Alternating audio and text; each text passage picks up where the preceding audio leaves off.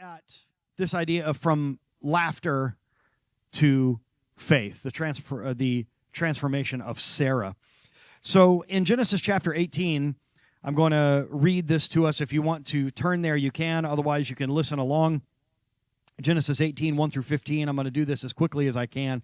The Lord appeared to Abraham near the Greek. Pardon me. The Lord appeared to, you don't say. The Lord appeared to Abraham near the great trees of Mamre while he was sitting at the entrance of his tent in the heat of the day. Abraham looked up and saw 3 men standing nearby, and when he saw them, he hurried from the entrance of his tent to meet them and bowed low to the ground. He said, "If I have found favor in your eyes, my Lord, do not pass your servant by. Let a little water be brought, and then you may wash your feet and rest under this tree. Let me get you something to eat so that you could be refreshed, and then go on your way now that you have come to your servant." "Very well," they answered, "do as you say." So Abraham hurried and went into the tent to Sarah. "Quick," he said, "get 3 seahs of the finest flour and knead it and bake some bread."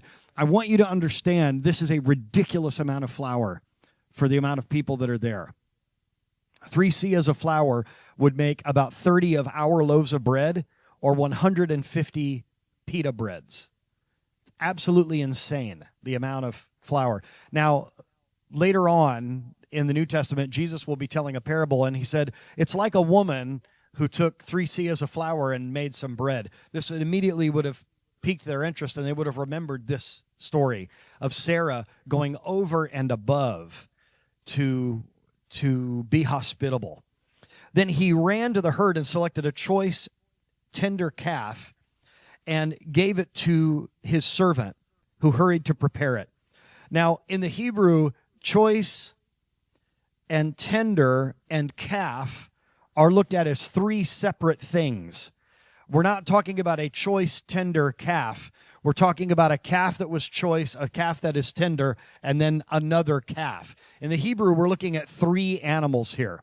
Why in the world would you need to slaughter 3 animals for 3 guests?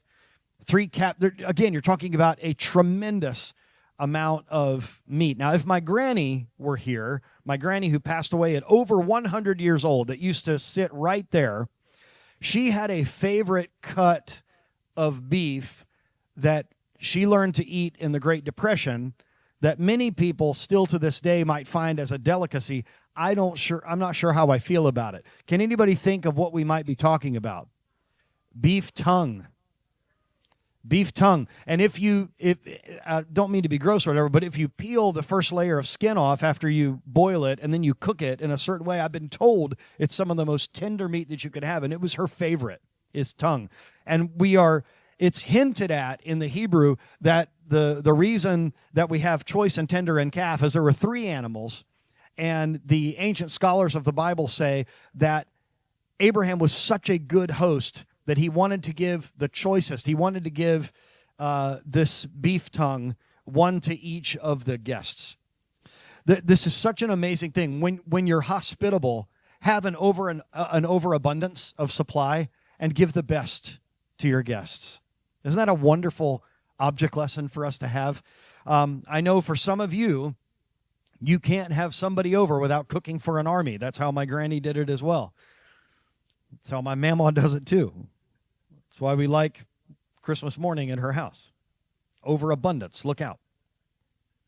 Now, he brought some curds and milk and the calf that had been prepared, and he set these before them. While they ate, he stood near them under a tree. I don't have time. I'm just let me just give you a short lesson about this. At first, Abraham is sitting and the angels are standing. But as he serves them, they are sitting and he is standing. It is said that when we serve others and when we do our best to give others the best that we have, that we are higher than the angels. That we are, it's like we are standing and they are sitting. That it's higher than the angels to be able to be hospitable. "Where is your wife Sarah?" they asked him. "There in the tent," he said. Then one of them said, "I will surely return to you about this time next year, and Sarah, your wife, will have a son." Now Sarah was listening at the entrance of the tent, which was behind him. Abraham and Sarah were already very old, and Sarah was past the age of childbearing. So Sarah laughed to herself as she thought, "After I am worn out, and my Lord is old, will I now have this pleasure? Then the Lord said to Abraham, why did Sarah laugh and say, will I really have a child now that I'm old? Ouch. Is anything too hard for the Lord? Oh, that's a good answer. Is anything too hard for the Lord? No. What it says there in the Hebrew is, Hayipale me Adonai davar. Literally, the reason the word hard was used in our Bibles is because that's how it was translated in the King James, and we like the phraseology of the King James. The Lord is my shepherd, I shall not want. We don't talk that way anymore, but we like the poetic nature of that because we grew up with it. When your server comes around at the restaurant and asks you if you want more tea, if you're done, you don't say, I shall not want. We don't talk like that. But we like the way it rolls off the tongue, and so that's why we keep it. In Middle English, in the English of the King James era, the word hard didn't just mean difficult. It meant beyond physical capacity. It meant something extraordinary. Now, the word hard, when we talk about is anything too hard for the Lord, the only thing that we have there is a negative connotation. This math test is really hard. But you could have also said, like, well, and I guess today we still have this, that song. It hits hard, So what it really means here, this word that's used here, this Hebrew word palah, it really means, is anything too wonderful for the Lord? Is there anything that is so wonderful that it's too wonderful that God can do it? It means to be extraordinary, beyond human ability, to be marvelous. In fact, in Psalm 118, the same word is used. This is the Lord's doing. It is marvelous in our eyes. We don't say, isn't this wonderful? This is the Lord's doing. It's too hard for us. That sounds negative. So we can also say, truthfully, is anything too hard for the Lord? No. But I want you to think of it like this. Is there anything so wonderful that you could imagine in your creative brain that God can't do? Absolutely not. The Bible says that God can do exceedingly abundantly. Here's more King James language. Exceedingly. Did you like the ladies' meeting? This is what you will say to your friend tomorrow. Do you like the ladies' meeting? Oh, it was exceedingly and abundantly. More than I could have asked for or imagined. We love this language. God can do more than we can even dream. Is anything too wonderful for God? No. God can do this wonderful thing. Is anything too hard for the Lord? I will return for you at the appointed time next year, and Sarah will have a son. Sarah was afraid, so she lied and said, I did not laugh. But the angel said, yes, you did laugh. Don't lie to the angel. Now we get the idea that maybe one of these angels is the Lord himself. If God knows everything and he knew you went, don't lie. He already knows. If we skip on to chapter 21, now the Lord was gracious to Sarah as he had said. And the Lord did for Sarah what he had promised. Why? The Lord is faithful, amen? Sarah became pregnant and bore a son to Abraham in his old age at the very time God had promised him. Abraham gave him the name Isaac to the son that Sarah had bore him. And when his son Isaac was 8 days old, Abraham circumcised him as God commanded him. Abraham was 100 years old when his son Isaac was born to him. Folks, there is a famous rabbi in Israel who he and his wife never had children. And as he approached his 80s, his wife unfortunately passed away. So he remarried at age 82. He's now 88. His wife was a bit younger. When he was 82, she was in her 50s. And last year, he fathered his first child at 88. Is anything too hard for the Lord? No. God can do weird and amazing, crazy stuff. Newborn child at 88. Crazy. Scary. Now, I just want you to know this is not just something that God did long time ago for these people. God did it again for the parents of John the Baptist in their old age. And apparently, God did it today. It's nothing is too out of the realm of possibility for the Lord. Now, have you ever laughed at something God told you because it seemed impossible? I have.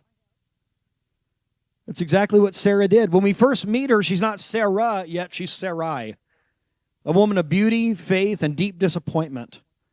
She and Abraham have followed God into an unknown land, believing his promises, yet decades have passed, and there's still no promised child. But by Genesis 21, the same woman is laughing again, this way laughing in a different way, laughing for joy. This time it's not in disbelief. Her laughter is transformed. What she did in doubt, she then does in joy, because God keeps his word. Let's look at the setting here. A tent, 3 visitors, and an impossible promise. Abraham and Sarah were living in Hebron near the Oaks of Mamre when 3 mysterious visitors arrive. And according to tradition, it says that these were angels disguised as humans, each with a mission. One to announce Isaac's birth, one to heal Abraham, and one to destroy the city of Sodom. Abraham, ever hospitable, runs to serve them. Runs to serve them. There's an interesting thing in the Hebrew. The word for will, our will, or God's will, the will to do something is the word ratzon. Ratzon, which is related to the word ratz, which means to run. We need to run to do God's will. And if we run to do God's will, his will becomes our will. When we do what God wants us to do and we're living in the middle of his will, what he wants us to do becomes what we want to do. Then comes the divine word. I will surely return to you this time next year, and Sarah, your wife, will have a son. And Sarah laughs. Why does she laugh? Because she's 90 years old. The text says it had ceased to be with Sarah after the manner of women. Imagine the headline tomorrow. Imagine the headline. Post-menopausal woman gives birth to first child. Just imagine the stir that it would cause. She didn't laugh out loud. It was like a laugh within herself. It was like a private chuckle of disbelief. You ever done that? Someone says something, that's what it is. It's a yeah, right moment. It's not that Sarah's laugh was malicious. It was weary. It's a human laugh. It's a laugh born of years of waiting. She had heard promises before. Again, decades ago, you're going to have a son. In fact, you're going to be the parents of many nations of people. Try to count the sand on the seashore. That's how many descendants you're going to have. Try to count the stars in the sky. God even changed Abraham's name from Avram to Avraham to Abraham, father of many nations. Where's the promise? Where's the answer to the prayer? But God heard her laugh. What's interesting is there's a transformation that happens. You were expecting that because this is a year of transformation. She goes from doubt to faith. 1 year later, the impossible happens. Sarah holds her baby Isaac in her arms. And his name, we call it Isaac. In Hebrew, it's pronounced Yitzchak. Yitzchak means laughs. He laughs. Laughter. Why? Because what began as a doubt ended in delight. What began as a yeah, right laugh became a laugh that was full of joy. She said, everyone, all the other women, they will laugh with me for joy. Sarah's laughter was redeemed. Her skepticism turned into celebration. Her doubt became the soil from which joy would grow. God has made laughter for me. Everyone who hears will laugh with me, is what she said. God doesn't scold our honest struggles. He transforms them. The reason she got scolded is the angel said, why did you laugh? And she said, I didn't laugh. God already knows it's okay to tell him the truth. But sometimes it's the exercise of us verbalizing it that makes it real. It's the idea that God already knows our thoughts, but when we say it, that's when we begin to accept it ourselves. Why did you laugh? Before just knee-jerk reaction answer lying, I didn't laugh. Maybe we take a moment and say, wait a minute, why did I laugh? I'm laughing because I'm doubting. I laugh because I don't believe that it's possible. Then deal with that. Don't be scolded for being dishonest with the God that already knows your thoughts. There's a freedom in that. God doesn't scold our honest struggles. He transforms them. Our doubts don't disqualify us. They invite us into deeper trust. Now, in the ancient Near East, childlessness was viewed as a shameful state, especially for women of high status. And Sarah was a woman of high status. She carried the pain of an unfulfilled purpose.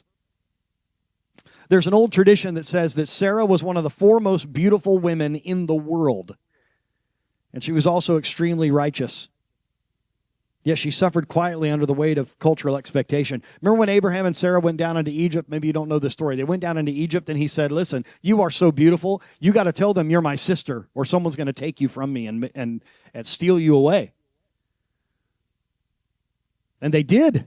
They took her into Pharaoh's palace. Pharaoh wanted her. Like, this is a beautiful woman. I got to have that lady. And a plague erupted into Pharaoh's house because he did that. Abraham should have told the truth. In that world, your name represented your destiny. The word Sarai, her original name means my princess. But Sarah means princess of nations. God was transforming her identity. When God transforms us, he doesn't just fix our circumstances, he redefines who we are. He's the God who keeps his promises. The moment of Isaac's birth is more than personal, it's prophetic. Through Isaac would come Jacob, and through Jacob, the people of Israel, and ultimately, Jesus himself. Sarah's miracle was a thread in God's redemptive tapestry that led all the way to Jesus, the promised Son, who brings eternal laughter and joy. Have you ever just laughed out of joy? It's not that even something was funny. You're just laughing because you're so happy. It's a wonderful state to be in. When the unexpected happens. It happened to me last night. I was playing music at Outriggers. And I accidentally, honey, you know how we have that one tip jar that we used to use, and we use a different one now because it's better. Well, I kind of forgot the new one, so I had the old one, and I kind of accidentally broke the door on it. And then I got a big scratch on my hand where I cut myself on the plexiglass of it. Sorry. So my tip jar doesn't have a back door on it. It's just so wind is coming in there. So I'm playing, and people have put some dollars in the tip jar, and I'm like, ooh, nice. That's usually what I use for my mid-set break snack, which if you're at Outriggers, I recommend the Rigger Bites, by the way. Little fish nuggets, delicious, and low in carbs, you see. So I'm looking at that tip jar fill up a little bit. I'm like, I'm going to get a little snack on my break. I'm playing the music. The wind starts blowing. And 2 of them dollars go, and they get on the ground. Now, I want you to imagine your ADHD pastor in the middle of brown-eyed girl. I can't do nothing. They're starting to go, and my eyes, I'm sure, are getting big, and I'm watching them. I'm watching them dollars dance across the deck, and they're heading to the river. My fish nuggets are going away. Whatever happened? My dollars are going away. There's a lady at a table right in front. They wanted to hear the music, so they sat right up front. She gets up and chases down my $2. Folks, I'm talking like stamping her foot with the exuberance and force of a trespassing palmetto bug in your living room. Them dollars are going. They are scurrying. And I'm just like, there it goes, But this lady came out there and she stomped both of them things and then put them right back in. And I can't do anything. I'm in the middle of a song. But I had to stop the second verse and go, thank you very much.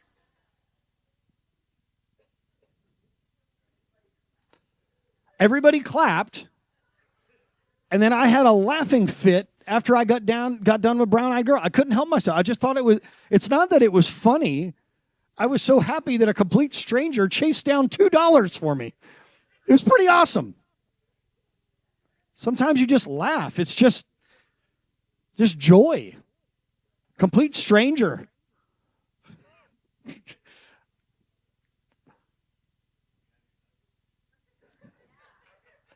Them nuggets were awesome. Sometimes my wife Kara sings with me, but she was still getting stuff ready for the ladies' meeting tonight, so I flew solo. And when I got home, I said, "Honey, don't be jealous." And she said, "What?" And I said, "I had them rigger bites." She said to me, "I am jealous." It was delicious. Anyway. In Jewish wisdom literature, this statement is often repeated. The measure of the miracle is the measure of the promise. In other words, Sarah's promise was great. A childless woman having a baby. The promise was great, which means the miracle had to be even greater. If God has made a promise to you and you're like, that's impossible, the miracle has to even outweigh the promise. As far as application goes, when God turns your laughter around, that's monumental. Each one of us has something that seems impossible. A dream that feels delayed. A prayer that feels unanswered. A situation that seems too far gone. I know a man in his early 60s that God told him years ago he was going to find the right wife. He's still waiting on that promise, and I still believe with all my heart that that promise is going to come true. It's not too late. Out of nowhere. Now, if the promise is big, the miracle has to be bigger. So I'm not sure what God's going to do to bring that promise to fruition, but I know it's going to be big. I'll probably laugh with joy when I found out, hey, I met this lady, and something's clicking. She might be the one. I think I'm going to laugh in joy. We all have something like a dream that feels delayed, a prayer that feels unanswered, a situation that seems too far gone. But Sarah reminds us God's timing is not denial, it's preparation. He waits until the natural is impossible so his supernatural power can be unmistakable. That was good. I'm going to read that again. He waits until the natural is impossible so his supernatural power can be unmistakable. Where you just go, that had to be God. It's just God.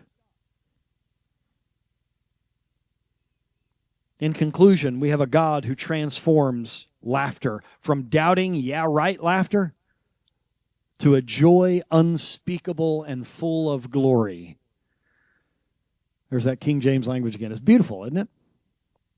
Joy unspeakable and full of glory. Sarah's story ends with joy. What began as a tired laugh of doubt became the contagious laughter of faith. And so her message to us today is, don't give up too soon. God's promises never expire. God's promises never expire. They don't even have a best by date. They don't go bad. In fact, I think the longer you wait, probably the greater the miracle is. Can you imagine a food that the longer you wait to eat it, it just gets better? It's like goulash in the fridge. You know what I mean? You eat it the day after. Look out. Cheese, better with age. There you go. There you go. Don't give up too soon. God's promises never expire. Aren't you glad that God's promise doesn't have a statute of limitations?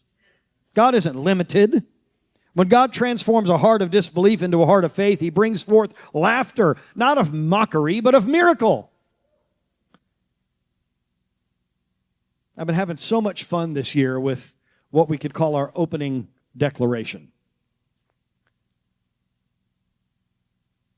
We are First Church. And I've been having fun in the last couple of months with a closing declaration. So let's do it again. Would you say this with me? Lord, when I am weary, remind me that nothing is too hard for you. Turn my doubt into delight, my waiting into worship, and my laughter into testimony. For you are the God who turns impossible into possible. We declare that this morning, don't we? God is the God who makes the impossible into possible. I don't know exactly what you are facing in your life. I don't know what dream seems delayed. I don't know what prayer seems unanswered. I don't know what promise seems unkept. But I do know that waiting on the Lord is worth it. Waiting on the Lord is worth it. It's hard. The great theologian Tom Petty told us the waiting is the hardest part. It's hard to wait. We don't like it. It's uncomfortable. And the waiting itself can feed our doubt if we let it. But we are those that are going to wait on the Lord and his promise because he's not slow as we think slowness is. He's patient with us. We need to be patient with him, with his answers. If he has said it, it will be. You can't keep it from happening. We just need to be patient. We just need to hold on a little longer. If you don't have the kind of direction in your life where you can wait on the Lord like we've been talking about, then I would urge you to give your life to the Lord. The Bible says it's very easy to start a relationship with God. You just need to confess with your mouth that Jesus is Lord. You need to believe in your heart that God raised him from the dead. That's it. It's easy to start a relationship with God. It's a little harder to keep one going. But that's with any relationship. A relationship with your kids or grandkids, a relationship with your spouse, a relationship with your boss. Relationships are work. It takes work and faith to keep that relationship where it needs to be. It's like maintenance. It's a daily walk. It's the best decision you could ever make. It's the thing that your soul needs. It's a thing that your soul was made for, to have a relationship with God. So say yes to the Lord. Ask him to come into your heart, to lead you and guide you in your life. Ask him to turn your doubt into joy. Ask him to transform your situation and your way of thinking. Would you stand with me?